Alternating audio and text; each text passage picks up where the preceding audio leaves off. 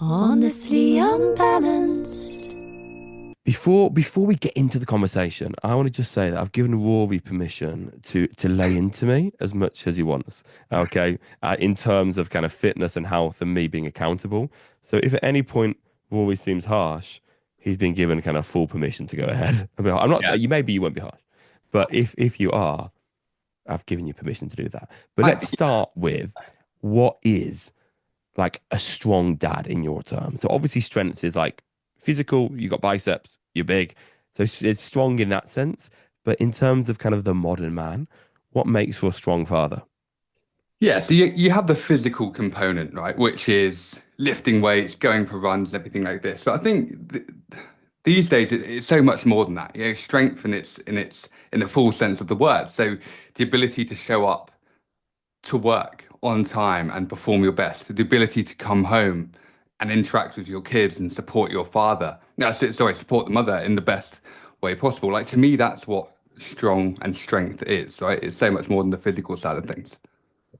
You mentioned there the mother, okay, Yeah. and maybe in the modern world, like the mother and the and the dad get different amounts of attention. Like obviously, like in like the mother goes through the long 9 month and then the labor and the Yeah. hormones and everything. Uh, but to some degree, maybe the dad is slightly unappreciated or unacknowledged from the very first moment. Like I don't know about your birth story, but like even at the beginning, when the baby is born, potentially like many dads have almost spent 9 hours Yeah. witnessing what they perceive to be their wife almost dying Yeah. and the baby passing away as well. Like God forbid, they've witnessed potentially the people they love most going through Yeah. immense pain, and then obviously their life completely changes, and they do the best they can. But there is a very little, I guess, celebration of good fathers that are trying to like be present and trying to be modern, but also trying to provide and etc. Like, how many dads that you work with do you feel have had that and struggled with that, a lack of appreciation or acknowledgement? The vast majority. I think as fathers, I think it's very easy to become invisible, and I think Mm, that's culturally. I think even if you go on social media, there's so much support for the mother, which they deserve, which is incredible. But actually, the pro father stuff comes in scarcity, right? And I just think that's a very good example of how much they're undervalued and underappreciated in today's society. And I've definitely felt that way before. Where I get up, I go to work, I do what I do, I build my business, and then I come home and then I'm expected to be this perfect father. And again, I don't feel like I get seen as much as my wife, and I think mm. social media is a very good snapshot of that kind of culturally, in the real world. It's I saw someone share a reel the other day, which was like it was about like the wife. But then again, this is sweeping generalization because Yeah, yeah, every relationship is entirely different. yeah, But the mother not being able to progress with their career, perhaps in certain situations. But then the father's point of view was he misses all these moments, and it was just a slideshow of all these magical moments every day with the toddlers growing up. And this particular guy, due to financial circumstance and situation, missed everything. yeah. He would leave the house when his kids were getting up, get back when they were in bed, at least in those early years, and his time with them was limited to bits at the weekend. And that's what dads miss on. Like, I don't know, but like, if I could be a stay-at-home dad, I'd love Yeah, be incredible. I think, it. that is the reality for everyone, isn't it? That grind that people find themselves in. And yeah, like it's so hard. I mean, as well as I do, it's so hard after a really intense day at work to come home and actually enjoy that moment, to be in that Mm, moment, be present with the kids. And at that point, your wife needs a break as well. So, maybe she's having quite intense conversations with you as well. And before you know it, the kids are asleep. You need to go to sleep, and then the cycle continues. And yeah, I think so many dads miss out on like the pure like joy of parenthood because mm. they're just caught in this world of no respite. Now I'm not And and yeah, sorry. Go on. I was going to say, and also almost don't have other dads to talk to for support. Part of that is time, maybe, but Yep. another part of it is like our kid goes to a nursery, Yep. and automatically there was a mom's WhatsApp that was created. Yeah. I know Dad's WhatsApp. Like Holly and I drop and pick up Sonny kind of pretty much the same amount to his nursery, but there's no like conversation with dads. There's no support for the dads. Dads might get to go to certain things, but the like the women, they're all like an amazing social group and they're talking to each other. And like I've had one conversation, I think, with another dad about more actually practical stuff than actually like how are you doing and support and acknowledgement of that. It's more like, oh, well, have you read this book or have you tried this gadget? Yeah. Yeah. It's true. Like, I mean, so many guys, the ones that I'm working with, myself as well, like when you become a dad, like it can feel like you're on an island. You know, it can be very lonely, acutely lonely, because again, we're in the grind, but also my wife goes to Tula Mummers, you know, where the kids get all together and they sing great songs and everything like this, and they all get together and have coffee and everything afterwards. I don't get that. The guys that I Mm. work with don't get that. You know, and maybe you have a fleeting conversation with someone at work, but I don't think there's a lot of community out there for dads in particular, right? And if you are talking to them, it is gadgety stuff or it's surface Mm. level and there's no real like depth there. Yeah. I guess moving forwards is what we can do. I guess what dads are dealing with is a society where perhaps, I guess back in the day, men would work significantly and be happy with that. And they'd go to the pub after work, and there's a chance that they didn't even change a nappy at any point in their life. And I know plenty of like old school dads that just never even touched a nappy. Yeah. But the modern dad, I guess, due to society changing in good ways, of course, often still needs to provide, whether it be equal or perhaps in some situations more, but still Yeah. needs to provide, but also wants to be an amazing father, wants to be present, wants to be a good role model, wants to actually spend time bathing their children, etc.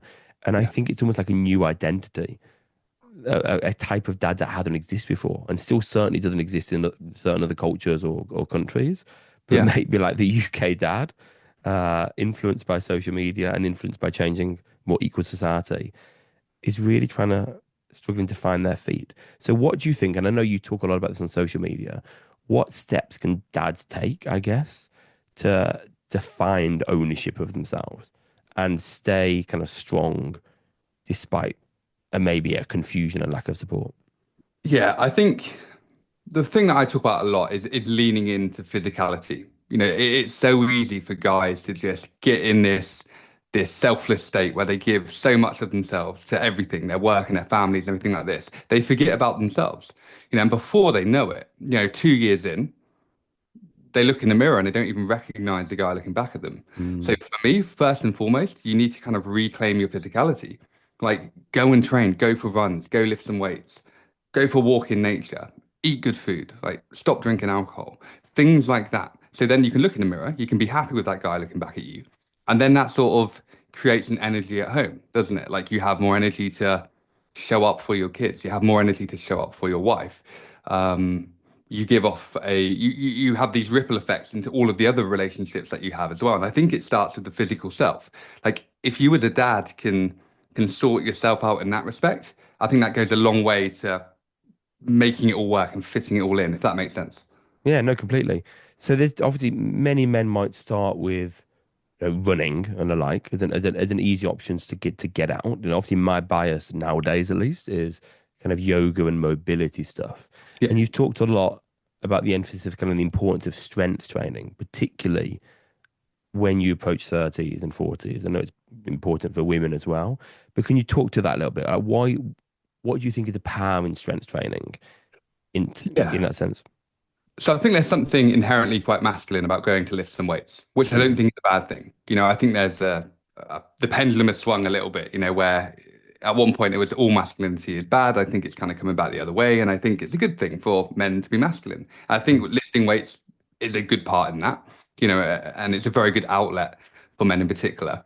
But also beyond that, we have like testosterone levels. When we get into like our 30s, late 20s, naturally testosterone levels are going to start to drop.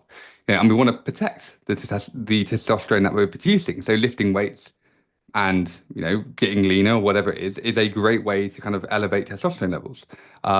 So for me, I think strength training plays a massive role in just longevity.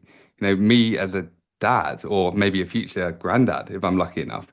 Like I want to be fit, strong, athletic in my 40s, 50s, 60s, 70s, 80s, 90s. I don't just want to be Mm. alive. I want to be able to be fully engaged and be able to run around after my kids and grandkids and everything like that. And I think I can't remember the exact study or the exact kind of results of whatever it was, but sort of saying that one of the easiest ways to determine, don't know if that's the right way to say it, or of whether someone's going to die or not, is their muscle mass and their muscle density as Mm. they get older. So I think the foundations of that need to be laid now, like in our 30s, in our late 20s, even though it's probably the busiest time of our lives. So yeah, for me, like strength training has to be number one. And again, I'm biased here, but I think that has to be number one. And then you can sort of ripple down from there. I think one of the studies for years, one of the biggest correlations between a type of strength and longevity was actually grip strength. Yeah. And then most recently, they found, I think, a stronger correlation with longevity and the ability to stand on one leg.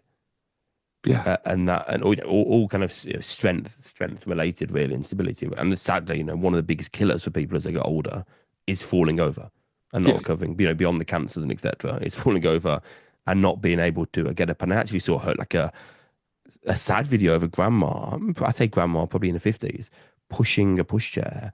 The pushchair was she fell over and the pushchair started to roll into the road, I saw that. and she Yeah. couldn't get up. Okay, and it was just didn't have the strength to get her body off the floor enough speed. And luckily, someone else kind of stepped in. But yeah, I don't want to be that. So I'm guessing, when you were younger, pre-kids, your Yep. focus wasn't on longevity. I imagine. I imagine it was partly vanity, partly. I know you were obviously PT for the job for the army, so you had to Yep. look the part as Yeah. well, and be the part. So partly it was career, partly it was we all want to look good, and just feel good as well. So talk to me about how it changed for you when you became a dad, like what these targets changed and how your training then changed as a result. You know what? My training didn't actually change a lot. I kind of continued on the path I was on, but I think the motivation behind it sort of moved. Definitely less about vanity these days, and to me, it is about longevity, but also protection of where I'm at. I think when you become dads, especially with two under two or two around 2 years old now, like it would be so easy for me to just pack it in and give it up, which I think a lot of people do, and not because they can't be asked, but because they have a lot to kind of navigate and a lot to manage. So for me, it kind of it was all about maintenance. Like, what do I need to do to maintain my physique, but to maintain my muscle mass and to kind of maintain my health?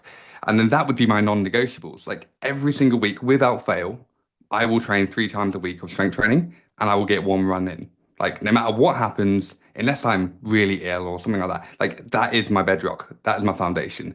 And that's still enough for a lot of people to kind of move the needle and keep kind of ticking over.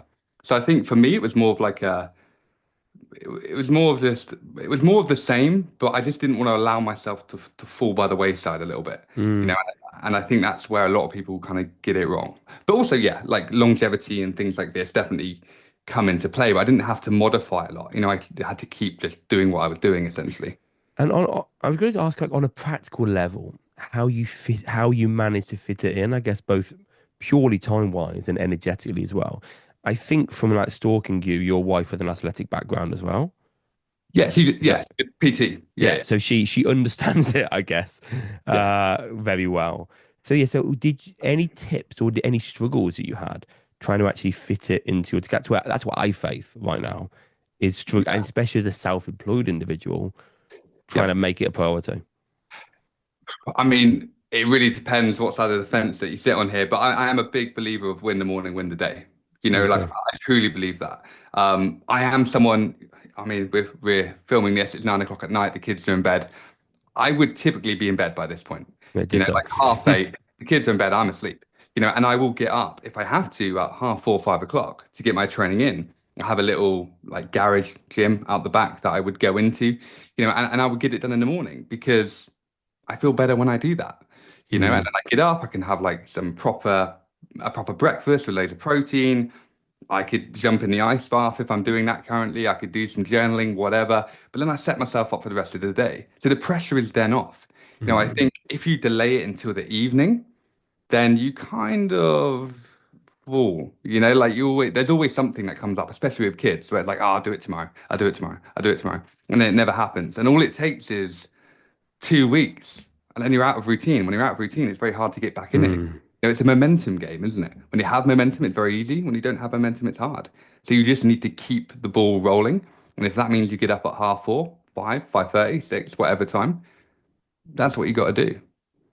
I'm looking from you now for some either motivation or abuse. Imagine I'm one of your clients, and I'm you can go either way.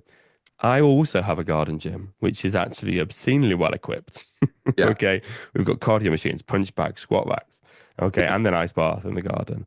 And my working schedule is a bit obscene, and I've tried to create so many routines because I Yeah. kind of know what I'm doing in the gym. That's my background, and I've even actually been working quite hard with ChatGPT.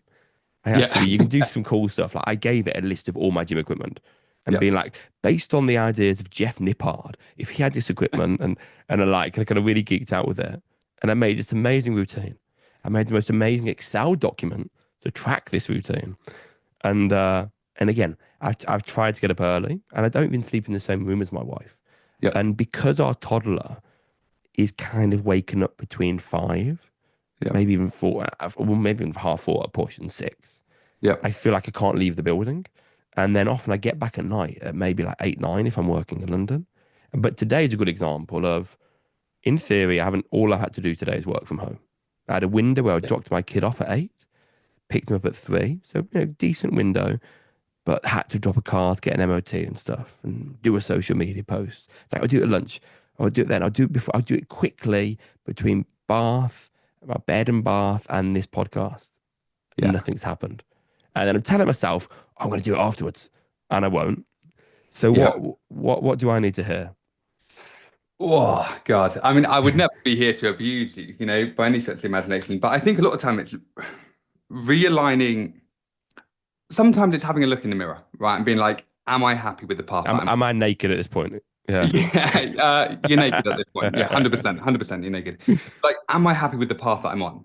And if you're not, then you need to accept that reality and then decide to do something different. Like that's it. Like as human beings, inherently, we all have the ability to make a decision to be better. Mm, You may not get it right every time, and there will be times where motivation drops, and there will be times where you don't go and do it. But I think the skill is having short windows where you don't do anything at all. You recognize when you've fallen, and then you have the ability to kind of get back up again. And sort of, for me, if I am out of routine for whatever reason, it's kind of leaning into the fact and embracing the fact it's going to be difficult to build it again. Like it isn't easy to get into a training mm, routine as a dad, especially if you've had a layoff for 6 months, 3 months, 2 weeks. It isn't easy. Accept that. Make that part of the experience. Because you know that after 2 weeks, if you did it for 2 weeks every day or every other day for 2 weeks, you would feel a million times better. So mm. it's kind of getting over that initial hurdle, and then the ball is rolling. Momentum is on your side, and then you can push it and push it and push it, and then maybe you fall off again, but so be it. Learn, why did you fall off? What do you need to do next time to make sure that that isn't the reason you fall off the bandwagon, and then go again. So as long as you're learning from it, then I think we're all good. Yeah. I think it's really valuable what you said there about it taking time. I think maybe in the modern world we're too used to either quick fixes, whatever that might be. Yeah. So quick fix in terms of, do this program in 6 weeks, you'll look like this. Yeah. Those obscene kind of body transformations that some places share, which obviously they're wearing heels now and a different bikini and it's a different lighting. And Yeah. or people expect, like whether they go like ayahuasca trips, etc. And they have a dramatic sudden change that kind of fixes everything or breaks everything, Yeah. depending on the individual. Yeah. So I think people often are looking for that moment, and maybe deep down that's what I'm looking for, is something that's going to make me think, oh God, I need to just now get. And I thought that would happen when I had my first child, and Mm. for a while I did get bigger and stronger again, and then lapsed. For the wedding helped. I think being self-employed makes it a little bit harder, but maybe that's what I'm waiting for. Something, hopefully not too dramatic, to make me think, oh. And I was motivated a little bit for a while by having an underwear photo of myself on my phone. Yeah. But then I kept getting my phone out like in the tube, etc. And I think people must have thought like that's a weird guy. Either he fancies really weird men, or what, he's got a photo of himself as wallpaper. But that was a brief motivator. So how do you have any tips for guys getting through that initial stage of, okay, Yeah. it's going to be hard. Yeah. So get really clear on what it is that you're trying to achieve. Whether that's an aesthetic, whether that's a performance goal, whether that's just trying to integrate it into your life. So be really clear on that. Then what I have behind this camera is like a yearly calendar, Ooh. right? But not one that is, 10 pages every month, like the whole year. And then every day I get it right. So I hit my training, I hit my nutrition, I do my water, I take my supplements. I have a whole list of things. I put a big red cross through it. Even on a rest day, and it's an intentional rest day, and I actually rest, I put a big red cross through it. And at the end of the month, I will look at the red crosses. And the idea is to get a chain of them. And once you have like 31 red crosses, there's no way in hell you're not going to do it. So it kind of plays into childhood psychology. I don't know, but it kind of taps into that a little bit. And all of a sudden, you don't want to break the chain. But also, it gives you a really good perspective when you look back at the year and think, you know what, I actually did pretty well there, considering. Mm. So I think having like a visual representation of how you're doing is quite a powerful tool. And do you think part of that accountability, or part of the thing that's good about it, is that it will, at some point when your kids get older, you'll be able to show them, like, look, this is what I'm doing. This is what we all should be doing. This is me being like an inspiration to you guys as well. We should all do this together. Like, is part of it that, like, leading by example for your children? Yeah, I think so. I don't know. I haven't gone into too much depth around that because I think for me, it is quite about me, Mm. and it's something that I like to do. And if I inspire the kids off the back of that, then brilliant. But I wouldn't say that's like a motivator. I guess I know that if I'm not training, if I'm not looking after my mental health, if I'm not doing the journaling or the cold water immersions or anything like this, then I'm not as good a man. Or I'm Mm. not as good as dad, and my tolerance levels are lower. Like my second one was born 5 months ago, so similar to yourself. My toddler would drop some scrambled egg if I wasn't training, and then I would find myself getting really frustrated about it. And it's like, well, why? Why am I getting annoyed by that? He's a toddler. He's going to drop some scrambled egg. But when I train, when I do all of these things, my tolerance levels are better, and I'm less kind of reactive. So I guess in some way, that's probably in the back of my mind somewhere. But yeah, like I know if I don't do these things, then I'm not who I want to be. So that's Mm. why I prioritize them. So you're seeing it really, you're framing it as part of your duty of the dad and part of your service. It's although kind of you have said it is for you, I think on a deeper level as well, you're thinking it's part of the role of being a dad and you being of value to the family. Yeah, yeah, yeah, 100%. Like it isn't enough to go and earn the money and provide financially. That isn't enough anymore. Mm. You have to lead by example. And I truly believe that. And I'm not here pretending I'm perfect and I get it right all the time. Like, no, like I don't. I'm always getting it wrong. But as long as you can kind of bring yourself back and be like, okay, well, what makes me feel good? What makes me the best man? Well, do more of that. And I Mm. think you're a sum of what you most regularly do, not what you sometimes do. So as long as I Completely. keep kind of showing up in some capacity and giving it my best, then that's enough. Nice. And worshipping the mother. I thought you're right about worshipping the mother. I think that's key. That's Absolutely. absolutely key. And be on the same team. Let's talk on a more practical level about, like you mentioned, kind of supplements, etc. you take. So Yeah. what would a man, I'm guessing you're kind of the same age as me. So I'm 36. You are 34. okay, yeah, pretty much. Yeah. Okay. So what would a man of our age take? Okay, what kind of stack are you taking? So I keep it pretty simple. I take protein powder because it helps me hit the protein targets that I need to hit. I would take some creatine every single day without fail. I think that's pretty much universal for anyone out 5 grams? there. I actually go more. I go like 10 to 15. Oh God, okay, oh, Uh, that's th- significant. Yeah, yeah. There's new studies on this actually. So you have a higher threshold than you think. So yeah, I go for like 15.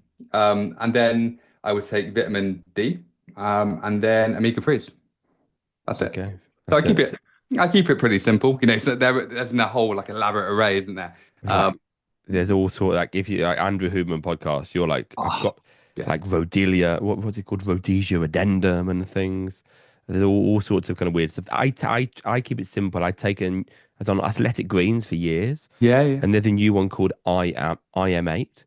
Beckham's involved in it in some sense, Right, and okay. it's like Athletic Greens but with more in it, including like NDA plus Yep. and a lot more transparent in terms of quantities. Uh, Yep. but I don't take, what is it, vitamin D? Well, Yeah. it's probably included in that, to be fair. But what is it? What's a vitamin D benefit? So essentially, it helps with like muscle growth and recovery. I mean, you get it from the sun, right? But Mm. in the UK or Norway, for example, where we don't get a lot of sunlight in the winter, then I would supplement with vitamin D essentially, just to help kind of normal regulation of my body essentially. But in the summer, like I would probably drop it because I don't really need it. And creatine wise, like a lot of people think creatine is just for muscle building. And like back in the day, back in the uni days, everyone took it because the idea was you just get more water in your muscle so you look bigger. But now, like I know, like grandparents that take it, and obviously lots of women take it. Like it's known as kind of a health supplement in many senses, including brain function, isn't it? Yeah, 100%. Like cognitive health. I think there's a link between taking creatine and dementia, and kind of helping in that area as well. Like I don't know full depths of that, so I hope I'm not butchering it. But I Mm. feel like there is a link between Alzheimer's or dementia and taking creatine, and that's a good thing. Minimal side effects. And it used to be talked about that hair loss was a slight side effect, but you're a testament to the fact that that's not Yeah, a side yeah, effect. yeah. No, so far so far so good. No hair loss. No hair loss. Cool. You're good. And then what does your kind of you said like 3 weight sessions a week. Yeah, And I'm guessing like what you do yourself. And I think this is actually always important for anyone in fitness or yoga well-being, someone that has their own practice, whatever that might be, or training and has clients. That I'm a firm believer that what you do doesn't need to be exactly what your client does. Okay. yeah, Whether it be because like for me, I teach handstands, but I don't care about handstands in my personal life anymore. I yeah. can kind of still do them, but nowhere near as well as I could, but I can still teach them really well. Okay. And for you, I'm sure like what you're doing is a far higher level potentially. I don't know than some of your clients, etc. So what do you think either, I guess, what does yours look like compared to what you think an average dad needs to get on it? So mine at the minute, because I do mix it up, just depending on how I feel and if I'm getting bored or anything like this. But typically I would just do a push, a pull, and a lower. So Very a push simple. day, yeah, very simple. Anything involving pushing. Then I would add a metcon at the end, so a bit of metabolic conditioning, 10, 15 minutes of cardio. Then I would do a pull, so big compound lift, deadlift, and then you would put some like lat pull downs, pull ups, things like that in there. Again with a metcon, and then lower, so back squats, hip thrusts, things like that. And then yeah, I typically wouldn't do much of a metcon after a leg day because I'm pretty cooked by that You're point. done. Yeah, yeah. And then I'd have like a run maybe at the weekend. I may fit a few runs in around that, but that would be my kind of baseline. And then I can up it, to 5 days a week. I'd probably throw in two full bodies in there as well on a good week.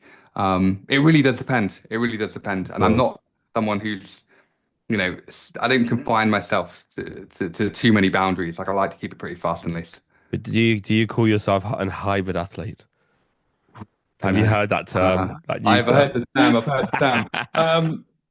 Probably, but not intentionally or anything like That's that. that's not on your social media image. That's not what you no. It's not how you introduce Oh, yourself as at parties. I'm a hybrid athlete. definitely not. No, I did a high rocks once, and it was good. Like I did love it, but it's a bit culty for me.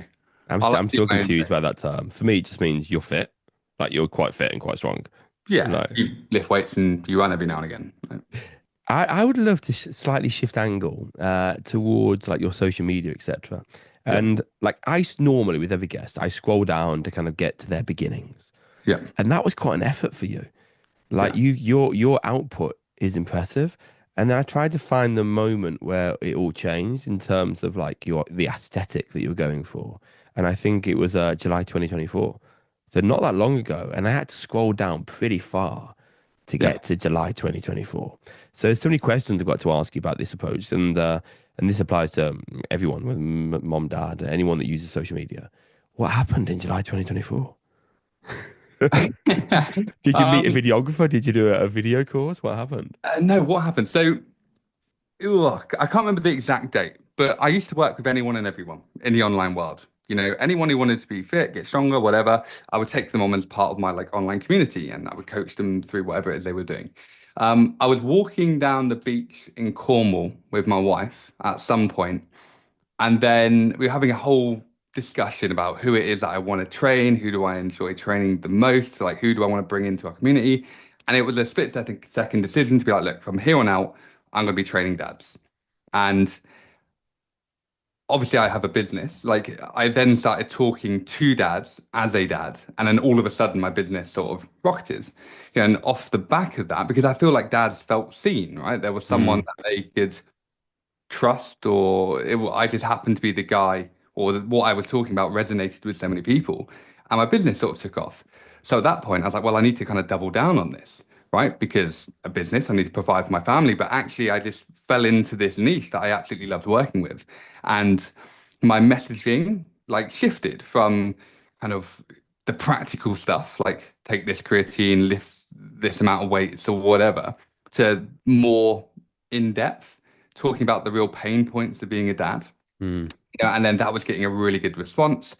So ever since then, I've just sort of doubled down that route. And yeah, one a day, every day, pretty much for the last year at least. And then in terms of like the quality there, like do you have any kind of like influence in terms of like brand input? Because the branding is kind of looking quite clean. The videography is quite clean and stylized. Is that all you? Do you have people? Do you pay people? So yeah, I have a videographer. Every few months we'll get together, maybe 6 weeks, get together. We'll do a shoot in Devon somewhere. Sometimes it's off the cuff. We'll just go down to the local beach. Other times it would be in Dartmoor or something like that. And he has like drones and everything. And yeah, and then the reels or the content that I create will be taken from all of the different shoots Mm. over like the last year. And I keep kind of mixing them in. But for me, like the videography isn't the main part of the reel. It's the Of messaging that I'm course, putting yeah. on top of it. Yeah. Yeah, that's key. 'Cause anyone can make a nice video to some degree. Not everyone can look Yeah. good in a video, but like a nice video is a nice video, and a nice video in itself won't get lots of traction. It's the messaging behind it that's key. But you kind Yeah. of need to invest in the imagery for people to even get to the point where they're reading it, because they want to know Definitely. that you are, and whether it be good or bad. People would argue. Lots of people have very good, interesting things to say. They're not heard enough, but ultimately, you need to amplify your voice, don't you, on social media, and that Yeah. requires, as you are, like investing money and time into making your voice amplified. And then you've done that in a relatively short period. Like that's a good amount of growth, isn't it, in a year? Uh, Yeah. Yeah.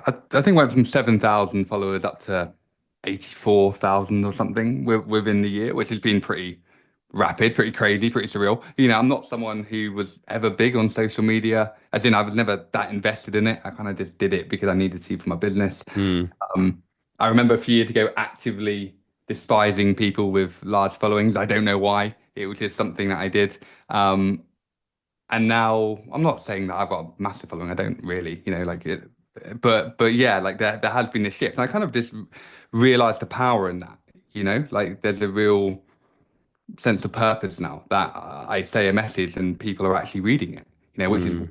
really validating and really nice. And since that time, was kind of client base going exponentially? Is there a point where you're going to kind of transcend it and do something different? Do you think? What's the future for you? What are the goals? Yeah, I mean, it's grown massively, and we're not a sort of coaching service that is looking to infinitely scale. Like we have Mm, an upper limit of how many guys that we work with, because I want to make sure that every person that we're working with is is looked after properly. mm, Because I want to know every single dad that I'm working with in detail. I want to know his previous traumas. I want to know what he wants to get out of this, his struggles, where he's winning, where he's losing. So I have conversations like this with the guys every single day, and I have a little team. So I have a guy called Ravi and Matt who help sort of deliver that program as well. But we keep things really tight, and I absolutely love it. I wouldn't change it for the world. I think Like, that's so important. That I've been involved once with an online fitness program. Well, actually, yeah, once properly. It was sold as a program, yeah, and the typical strategy was the recruitment was, I'm looking to work with 8 men. You think, oh, I yeah, want to be, I want to be one of those 8. Uh, and and I was really really disappointed. It was like the most generic program. Access to an app, or not really an app, it was a subsidiary thing, but access to a platform with some PDFs on there that were okay. And then just the most generic training program. And I thought, okay, well, I'm going to get to meet this person a few times and chat and talk about progress or form. And it was just like one initial meeting to explain the PDF, really, like talk through it. Yeah. And then another 10-minute meeting later on, being like, okay, well, let's change it up a little bit. And that was it. And it was actually, quite costly. Yeah, it's a different it's a different product, what we offer. Like we sort of blend the physical world with like the mental health world, and if you can't adhere to the program, like I want to talk to you about it. Like why? Why can't you adhere? Is it self-sabotage? Is it complacency after short-term results? Is it the fact you just simply don't enjoy it? And if that's the case, like, cool, we'll modify it, we'll move it, we'll adapt it as many times as we need to, 1,000 times over until we get the result. So like I say to anyone we work with, as long as you talk to me, and we're never going to tell you to stop talking to us, like we will get you there, which is why we get the results that we get, because we go all in with that person, with that individual. And it's not just on a Monday, everyone's doing this. On a Tuesday, everyone's doing that. Mm. Our guys travel all over the world. If they go to a hotel and they only have certain equipment, we'll modify it. If they're at home, because I mean, one of the guys in the program's lad's got cerebral palsy, like he has to train at home. He's got one set of dumbbells and a resistance band, but he needs to change his life. So we'll make it work because there's a million ways we can go about doing this for each and Nice. every dad, wherever they are in the world. That sounds wonderful. Sounds like you're doing good work. There's one spot Uh, left. You can have it. I've got my little chat GPT thing that I'm going to try Yeah, can't compete with that. try and get on. I'm sure it's rubbish. I'm sure it's ultimately it looks good, but what we can create the most amazing programs in the world, and this is why I think there's always going to be a need for PTs. Yeah. Like Chat GPT is good, but it just gives you the words, and you can ask it for like motivational books and talks and which I have done. Uh, but it still doesn't do the work. And did you ever work as a PT like in a normal gym? No, Because I no. think a lot of PTs and gyms, I know a lot. A lot of people are coming to them because they want to be heard. They want to have a Mm. conversation with someone. They're lonely, actually. And Yeah, I've always found that over the years, with not all, but some clients, it's kind of actually what they want is just someone to talk to that isn't their friend, isn't their family, yeah. that it does want the best for them. And yeah, they're just up for the conversation. And you can't, ChatGPT can't provide that. And then you also, I guess, to some degree, feel guilty. Like if you're working one to one with someone and you don't do the thing, you feel guilty about telling them that you haven't done the thing. And all of that stuff has power, doesn't it? 100%. The community aspect, what we do is the biggest thing. That's why people stay. It's not for me. Eventually they know how to do it themselves. They have the skill set, they have the tools to do it.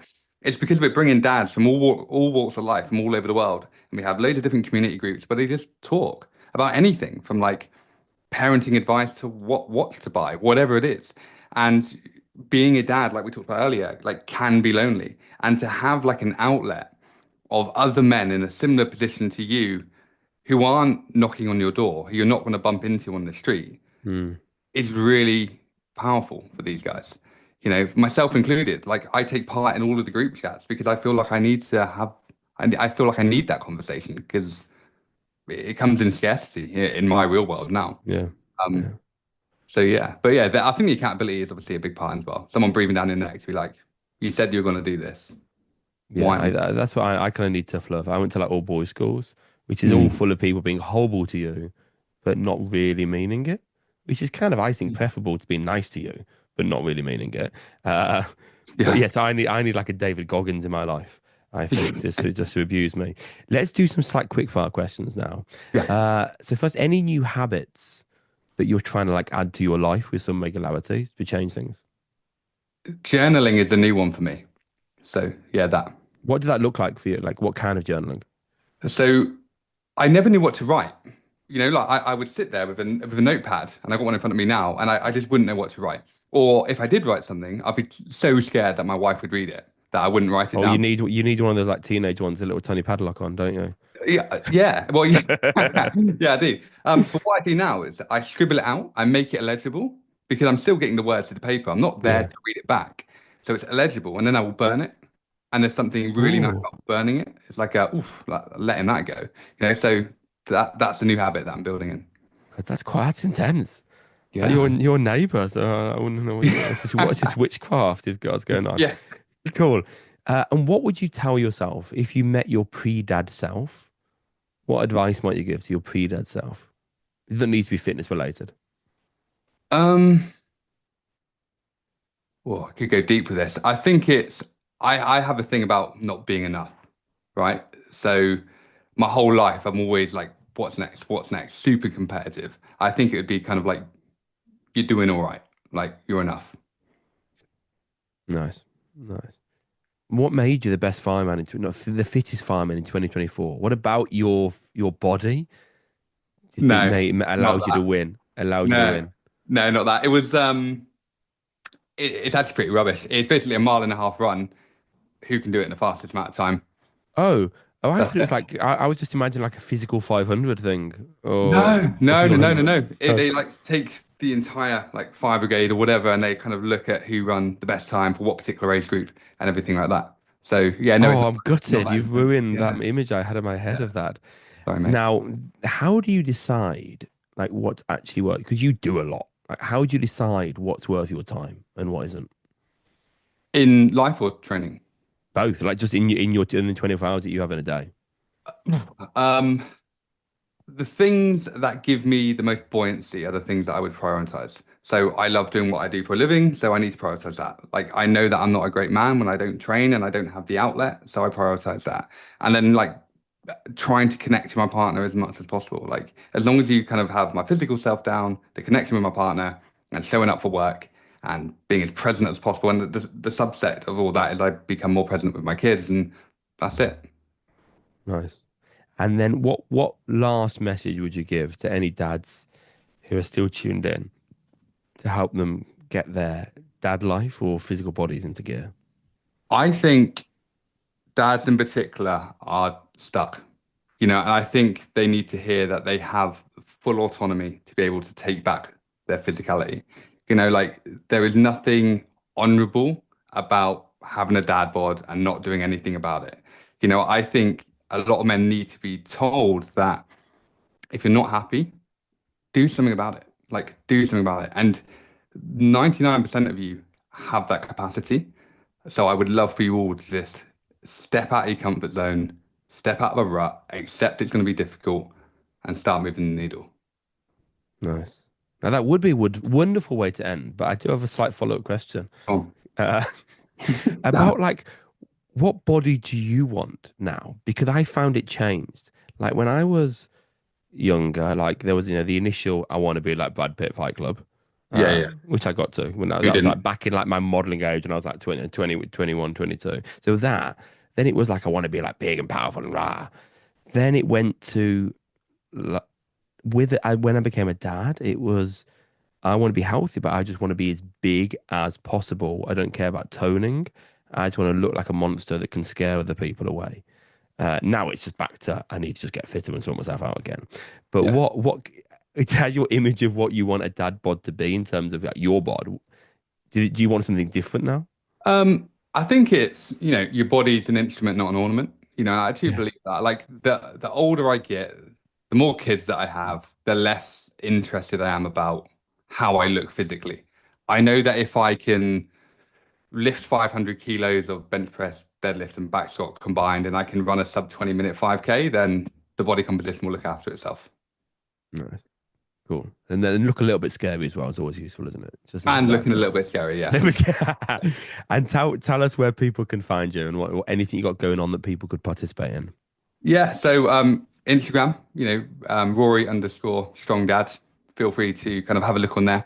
That would be the main thing. I'm looking at starting up my own podcast as well, just getting other dads talking about their sort of experiences and stuff like that. So we haven't actually set that up yet, but something I'm actually looking to do this week, coincidentally. So yeah, just through Instagram, probably the best way to get hold of me. Nice. Thank you so much, man. You're welcome. Thank you. Honestly unbalanced.